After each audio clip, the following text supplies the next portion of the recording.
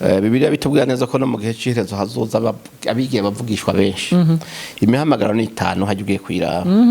Ubwa mbere hariho abantu bahamagawe n'amafaranga. Abo Pawulo yaravuze mu gitabo cya Filipi. Aravuga ati twebwe ntitumeze nk'ababandi bacururisha badandarisha ingabire z'Imana. Bariho baza kugira ngo bironderera imibereho ubuzima donc ishengero rikababera nk'ibutike bavuga ati niho dukura umukate. Abo bahamagawe n'iki n'amafaranga. Hariho abakabiri bahamagawe n'inshuti. Bahamagarwa n'abantu. Abone bandi wamvuga rero. Usanga umuntu yabaye pastori, ugasanga umukuru wa mama n'umugore wiwe, umuhungu wiwe niwe trezorier, umukobwa we atwara komite z'abajene, ugasanga ishuri ry'ishengero amafaranga nibo batoza, kare no sheke nibo, ibintu byose nibo. Uravyumva? Aho ubahamagawe n'abantu.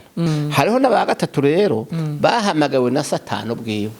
Ababwira ngo kugira ngo baje kumukorera. Abo baja kuyovya uzobasanga muri Yuda yarabavuze ati hari abantu baje muri mwebwe banyengeterejwemwo kugira ngo batatu kwidegembya kwanyu babashire mu buja. Satani rero no munsi byo ari karakora agomba kuyovya abantu b'Imana akoresheje ibisa n'ivy'Imana.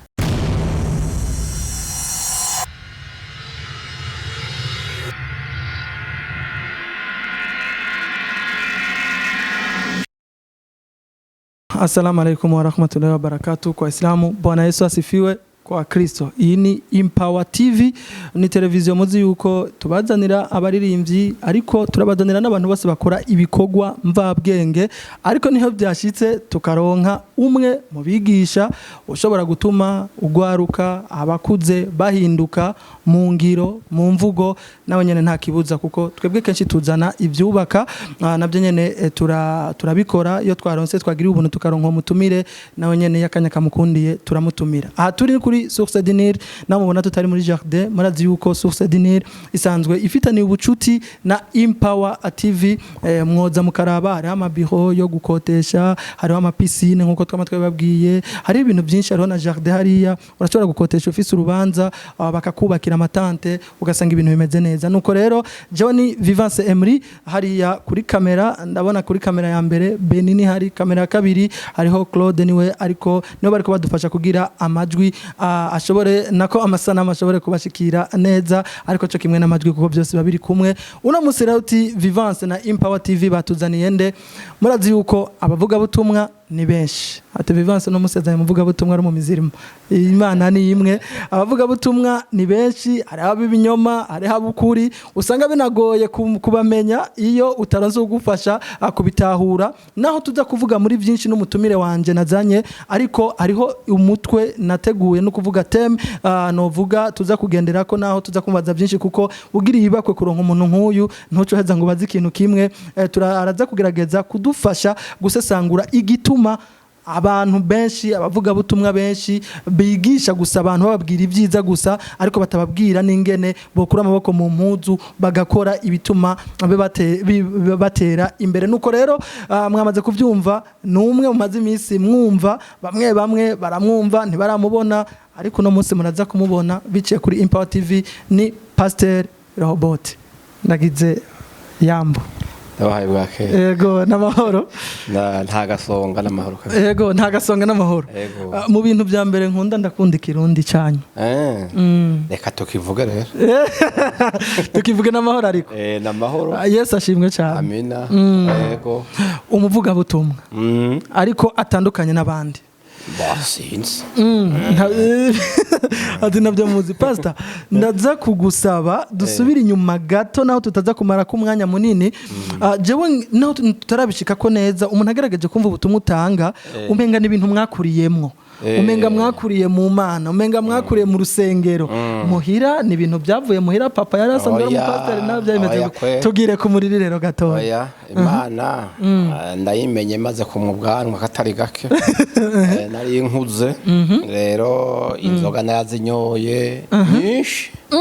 Ego kweza nazinyoye nyinshi ku buryo mbere nanywa nyinshi zazitewe ubwo nibaza ko ari igisigo kiri muri jewe kizakira. Ntiyari inyota isanzwe kubera igihe ndaziheba. Ndiba yuko umunsi wa nyuma yanyoye inzoga nanyoye amacupa 23 ya Amstel ndende. 23? Mwikaze naraje icupa rimwe. yego urumva rero Imana aho yankuye jewe sijya bakurana mu muryango ngo mvuge ngo se ni pasitori canke ni mumenyesha mana mama we yakuze akora ibikorwa byo mu rusengero wapi rero jewe nahuye na Yesu Kristo ndindushe nk'abandi hanyuma rero mfata ingingo yo gukizwa ndakizwa mu bihumbi 2003 imyaka 20 turiko tuja kuyikorako uri mu gakiza turayidudura ko vuba kabisa ariko rero umuntu abyumvirije ati je naranyoye ari ibintu nibuka inyuma gato umuntu yaramaze guheza ishuri naho amashuri adahera umaze kuronka nka diplome ya AD ugaca lisanse usanga umuntu misi yose akubwira ngo je nabo wa mbere mu ishuri ariko ni ikintu gikomeye cyane kubona wemera uti jehewe narazinyoye ni giki cyagukoze kuvuga ati ubu ndahagaritse za nzoga bya bindi ahubwo nanje mfata intumbero yo kuza ndabwira abandi intumbero yo gukizwa se kwara guhagarika inzoga bwari ubuzima bunduriye ubuzima bwari bundemereye cyane bugiye isi hari abayiriko bayiremereye ariko hari n'abandi remereye jewe narize amashuri niga nakure mu buzima bubi ubuzima bw'imfuvyi ubuzima nyene imiryango ubona ititaho umuntu hanyuma rero ndaheza hanyuma ndabura icyo nkora kubera icyo gihe nadepoza gusaba akazi nkakabura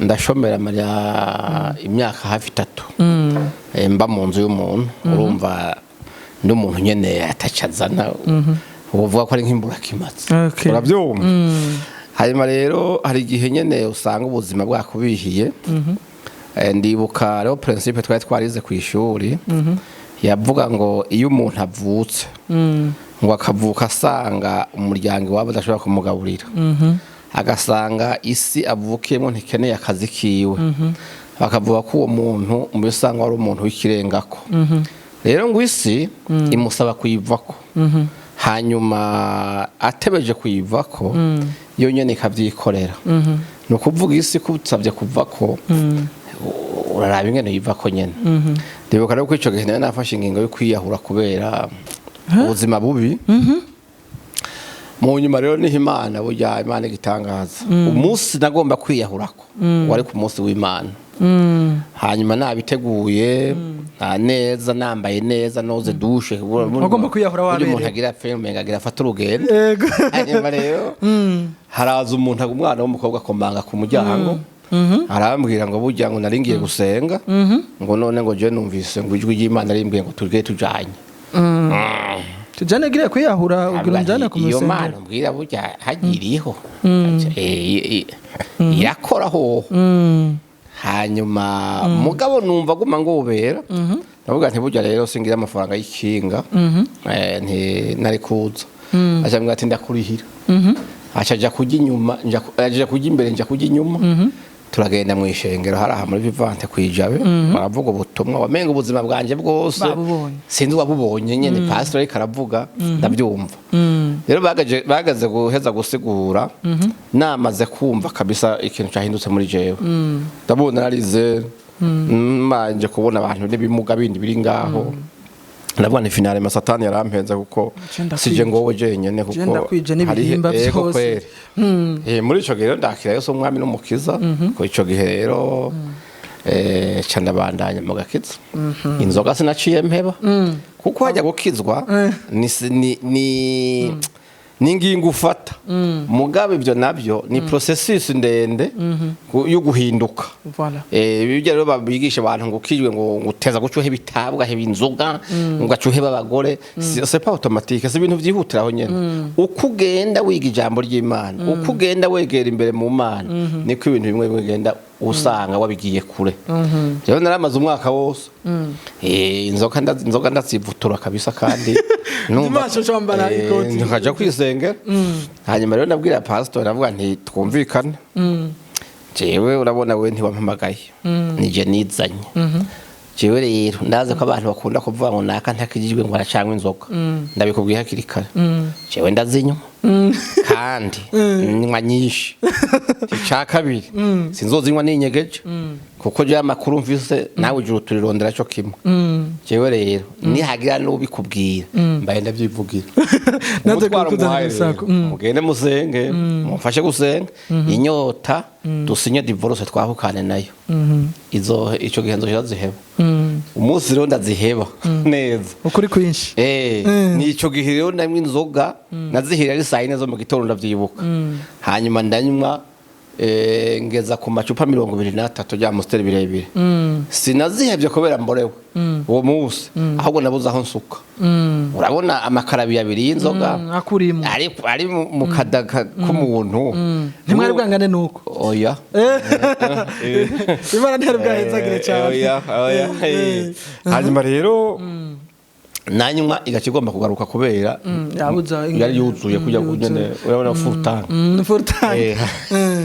hanyuma rero biranka ko mpagarara byako nicara byako ndyama ibyo byo nageze ibyago byinshi cyane nabyutse rero mu gitondo bwakeye vraiment numva naho ndabona akacupa kayakantuzo canke agafuniko k'icupa avuga ati ayo mwaraye mu mare avuga nti wari narumva ko tutakiri kumwe kuva ico gihe rero myaka 20 iri kwira Imana twarahuye ibyaha ndabizi jewe umuntu usanze yivanga mu byaha nta rubanza ndamucira kuko nanje nari umunyabyaha umwe yagiriwe ubuntu ahura na Yesu nuko murumva urugendo rwe mu majambo make avuze ngo abivuge byose ntitwova ngaha ariko rero nga pastor wanaho wagiye gusenga hari umuntu yatumye ayakurihiye ikinga avuga ati je imbere uwo muntu n'umwanya sinasuye kumubona yo naringira ndakubaza uti none mubanye gute uwo mu marayika ahubwo kuva uwo munsi twinjirane mu isengero amaso yabayayo bya bintu birakomeye birakaze nuko rero murabaye umukirisi umuto arageze Imana irahezagiye murahevye gwagwagwa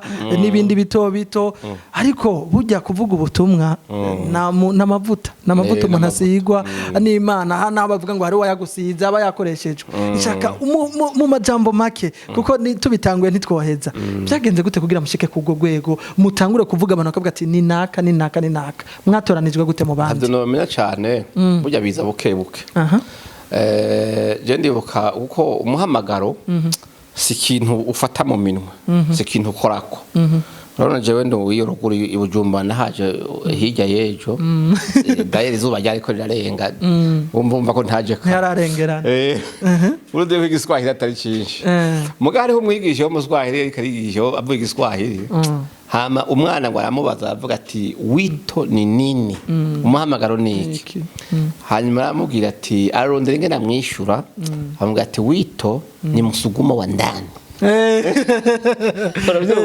ni cyo kigusuguma gukora ikintu kiri muri wewe rero n'igihe nta nkizwa maze kuva kubatizwa numva nyine nashikamye mu gakiza narumva yuko uko gutabagwa naronse nto kwigumizamo narumva afise akanyota ho guma mbwira abantu mvuga nti nyabona ngwino uje gusenga ngwino Imana iragukeneye ngwino iguhindurira ubuzima nabana wihebuye nkavuga nti humure narabonye Imana kuko yarantabaye nanje yo gutabara nawe biheraho ukuvuga ubutumwa rero bwiza numuhamagaro wajuko ndawuhawe na mpwemu yera uko ndibuka ndi mu nzu kera nahora ni ukagira exercice utazi ngene bije nkatangura kubwira ubutumwa intebe n'ububati buri muri sala kavuga ubutumwa bigakomera kwe hanyuma uko byagenda biraba rero niko byagiye biza ntangura kujya kuvuga ubutumwa mu misozi iki gihugu ndakiza imyonga n'imisozi ndayizi kwe we watanguye bya bindi by'imiduga ngo babandi ba pasteur baduga ruko baronsera avocate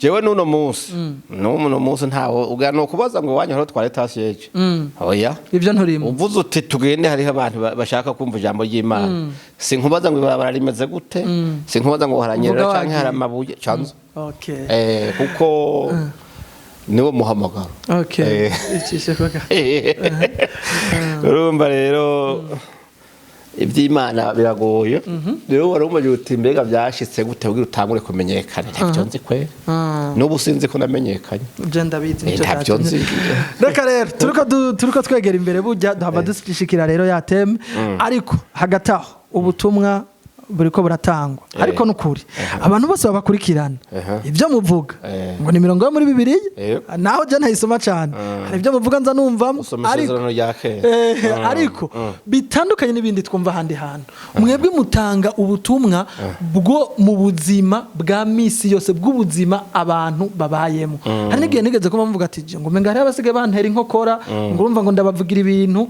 bimeze gute bijya bintu byose oya bijya ubwa mbere hoho ni namavuta ava ku Mana burya nta muntu ashobora kuvuga ngo je nzovuga ibi iyo uja kwigisha urasenga Imana uhama ugasoma Bibiliya ukaguha uwo murongo uja gusoma nk'emwe yagufasha gusobanura rero burya umuntu wese ugiye kuraba ingene abantu bahamagawe bose ntibavuga cyo kimwe sivyo naho uja muri Bibiliya abantu bose ntusanga bavuga cyo kimwe nka uravye nka Mose tuvuge nk'akarorero Mose bavuga yuko ubuvugishwa bwe bwari nk'ibisaso vya kirimbuzi nk'ibi wumva hari kwa Putin hari urumva bumviza Mose bati yaje hano yaje kuvuga ubutumwa hano abanyabyaha baramwanka cyane abanyedini baramwanka kubera yaravuga agakora kuri bya bindi abandi bakatira bacira pembeni rero muri ico gihe